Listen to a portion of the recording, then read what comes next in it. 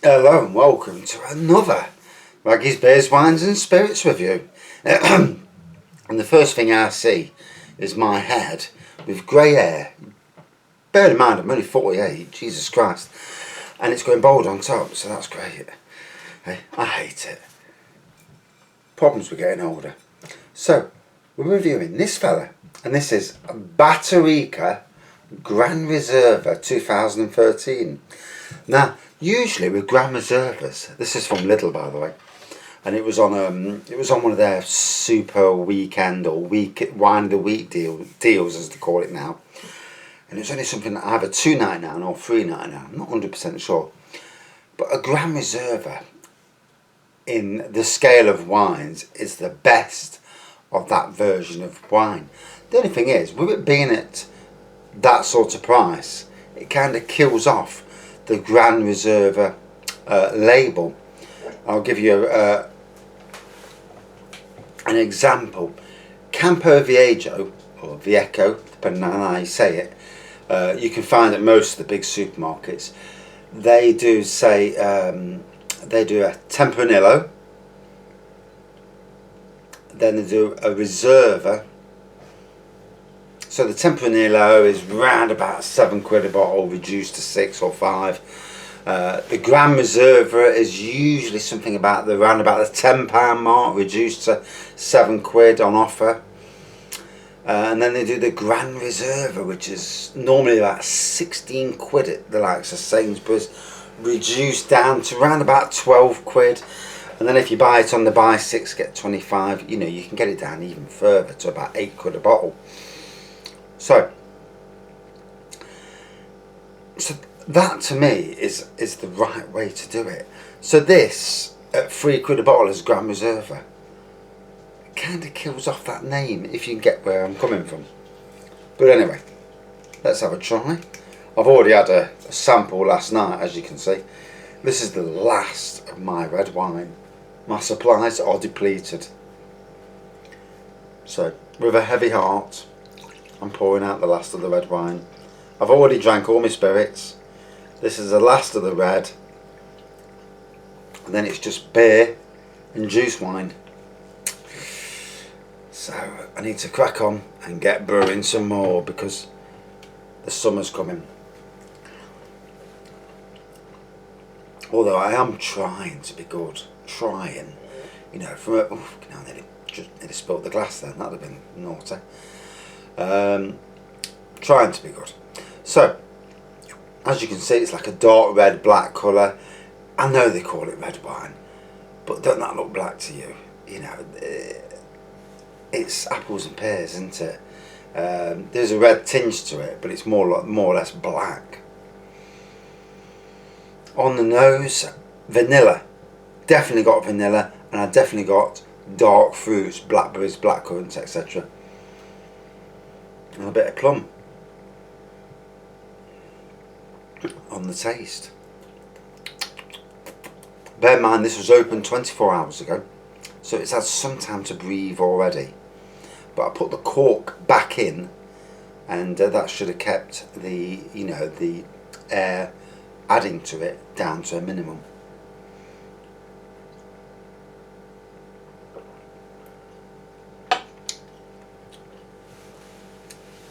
So on the taste, no vanilla at all on the taste.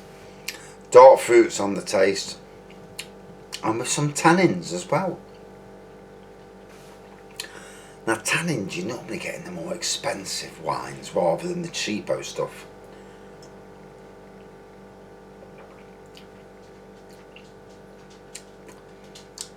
So if you drink your Blossom Hills and your Echo Falls, they especially the entry level stuff, like the Blossom Hill Red, the Echo Falls Red, they are called red just so to get you, entice you into the world of wines, and they are fruity, and you know, just to get you off rosés and whites, it brings you into this world.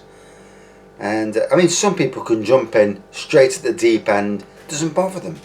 But for most people, they'll drink a wine, a white wine, not so much a rosé, because rosés are normally fruity. But they'll come into wines and they'll say, God, that tastes like vinegar. And they'll go, oh, that's disgusting. But then you try it again and you try it again, and eventually you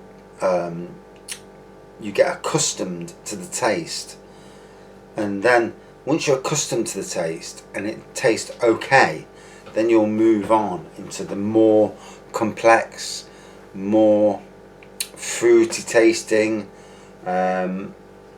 which is why there's obviously Echo Falls in recent years brought out a lot of fruit tasting wines, and I, as a fan of all things alcoholic, I think that's a great way of introducing people into the wider world, because there's a lot of people there that want to dip their toes into the water, but because the stuff tastes like vinegar, they're like, oh, I'm not drinking that shite. And shouldn't swear at it, it's naughty. Yeah, smack myself on the hand. Shouldn't be swearing at all. There's no need for it in this day and age. Yeah, but anyway. And yeah, there's a bigger world out there, and it's not just with wines. We're talking beers, lagers, ciders, spirits. Introducing yourself even ever so slowly into the wider world, and you'll appreciate it more. You know, there's a lot of taste out there. It's not all about getting steaming, getting drunk, pissed out your head, spewing. You know, there's a lot more to it than that. There's a liking, there's admiration for what you're drinking, there's picking out flavours. You know, you watch beer reviewers like myself, and you know, I presume all beer reviewers have a love of what they do. You know, unless you've got 1 million subscribers and are making money off it, which I doubt that most people are. I certainly ain't. So until you start making money off a product, you're a fan. And I found this with my website. On the days when my website was massive, I wasn't making any money whatsoever. And then when I started making money, it was more like a business than a fan-based thing. And I mean, it got to the stage years and years ago where I would post an item of news with my affiliate link included, in the good old days anyway. And I would send this news to the world's biggest technological websites, and luckily for me, they kept my link in it.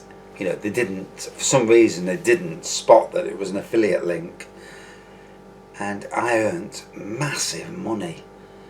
And obviously it's changed now. That was 10-12 years ago now, and sad that times have changed, but times move on. If I'd have known 10 years ago that YouTube was going to be so big, 10 or 12 years ago, when I went to America, I would have done theme park vlogs, theme park videos of all the rides, and because obviously while I was there I could, and I had a video camcorder that could take 60 hours of footage, and you're there for 2 weeks, you can get a lot of footage. And nowadays there's theme park vloggers, and it's gone massive. Everybody thinks they're a theme park vlogger, and same with beer reviewers and vloggers, that personality matters. You know, you can film rides, but if you ain't got a personality to go with that, or at least knowledge, that, in my opinion, you know, it's not going to be as interesting. But anyway, let's get back to the wine. So, from Lidl, it was on a wine of the weekend deal. I presume it was either $2.99 or $3.49. I don't think it's more than $4.50 a bottle anyway. But it's a Gran Reserva. And like I was saying, Gran Reservas are normally the top end. So in some ways, it's doing the Gran Reserva name down. Unless they've got Reserva and normal versions that are £1 a bottle or something daft. It does make you wonder. Obviously Lidl aren't going to sell it for £1 a bottle because in the UK they are not allowed to.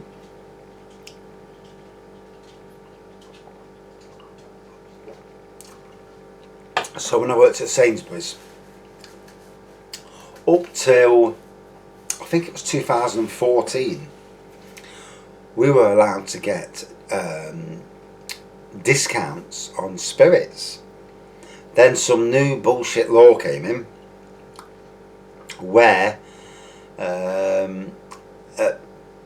units of spirits are not allowed to be below a certain price. So Sainsbury's, being Sainsbury's, said to all their colleagues, from now on you're not allowed to buy anything, you're not allowed to get your discount on anything in the spirits department. You are not allowed to reduce any spirits down if they've got damaged labels, caps, whatever. And that was a massive downturn, because you imagine in a supermarket you'll get you get cases that's damaged, and one bottle blows, the other there's glass all over and it ruins the label. People aren't going to buy dodgy labels, you pay 20 quid or 30 quid for a bottle, you want it looking decent. So we would reduce it down accordingly, and it got to the stage where we couldn't reduce anything down, and bloody silly. And obviously none of the staff are getting a discount anymore, and it got to the stage where if I remember rightly, and this is on a 40% bottle of vodka or spirit, as we'll call it, aka alcohol, it couldn't be below £9.70. On a 1 litre bottle of 40%, it couldn't be below, I think it was £13.50. On a bottle of wine above 11%, because obviously rosés usually are weaker, it was something like below £2.70. You couldn't sell it for that. Although, funnily enough, ginger wine from Sainsbury's was sold at that time £2.70, and that was 13%, so it makes you laugh, doesn't it? And ever since then they've changed it, so now you don't get, on the buy 6 get 25% discounts. The ginger wines, ports and sherries, which are I can't remember what they come under, what's fermented, they're not fermented, begins with F as well, bloody hell, I can't remember, but they're not included anymore. Miniature wines aren't included, boxed wines aren't included, and now even house wines, and any wine under 5 quid is not included. Talk about going overboard. And it's sad that supermarkets are manipulating the law to gain extra profit, to force you to buy more expensive wines to get the buy 6 get 25% off. Why do I know this? As a worker on that department, I looked at the law at that time, looked at what they were doing, and I queried. I says, you're saying that we can't get discount, colleagues discount, but even with colleague discount we are nowhere near what the law's saying, and they didn't like that. But hey,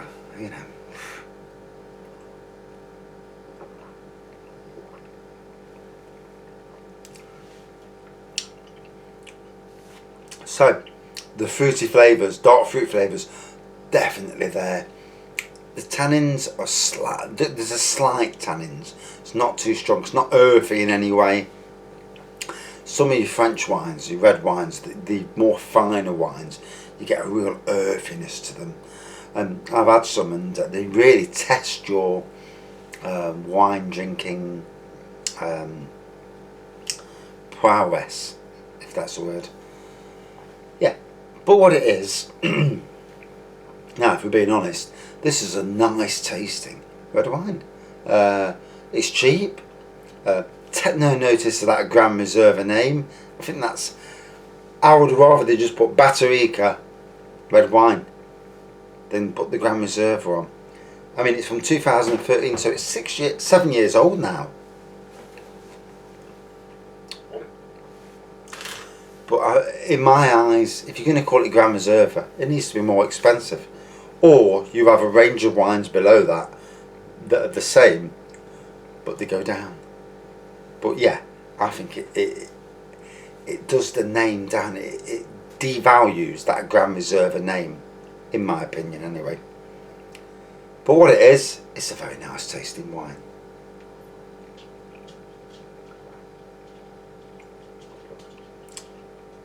And I'm at 15 minutes. I can't see the minutes until I get close and look at like that. All of a sudden, 15 minutes, and then I realise I've been rattling on like a twat. But I do talk some sense, trust me. So, to finish off, obviously it's a red wine, red/black colouring on the nose, dark fruits on the nose, hint of vanilla on the taste, all about the dark fruits. There's a hint of tannins on that, and for the price, a very decent red wine, very palatable. You know you're drinking a proper red wine versus what most homebrew red wines taste like. You know, you can tell it's a homebrew red wine most of the time, unless you go for the decent kits.